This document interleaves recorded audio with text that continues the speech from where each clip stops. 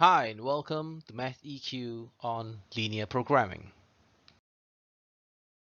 Question 24. By shading the unwanted regions of the grid, draw and label the region R which satisfies the following three stated inequalities.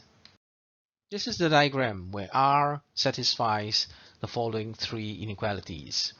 Noting that the x less than 3 line needs to be strictly a dotted line.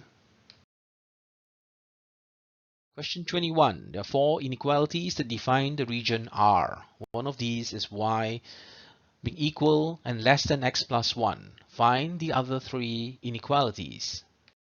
This question requires a great understanding on y equals mx plus c. Only one point to note on the line number 3. It being dotted, it has to be strictly less than a minus half x plus 3. Question 16. By shading the unwanted regions of the grid, find and label the region R that satisfies the above three inequalities. As shown on this page, R is the unshaded area as depicted on the graph. Question 16b.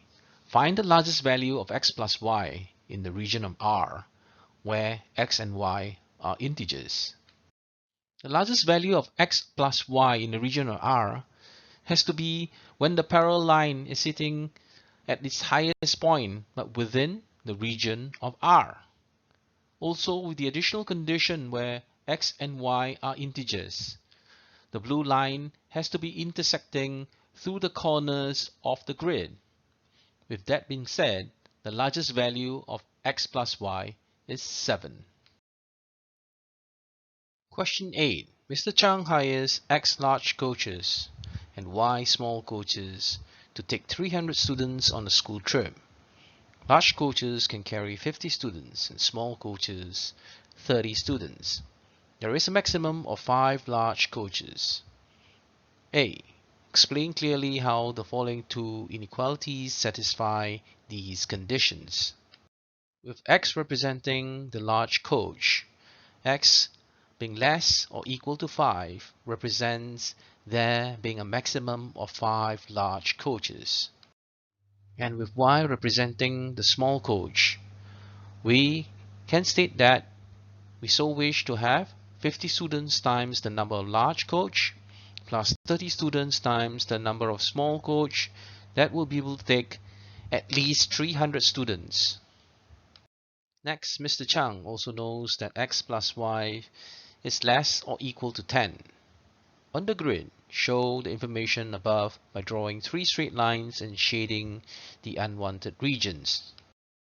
The blue shade represents all of the unwanted regions as shown. Next, a large coach costs $450 to hire and a small coach costs $350. Find the number of large coaches and the number of small coaches that would give the minimum higher cost for the school trip.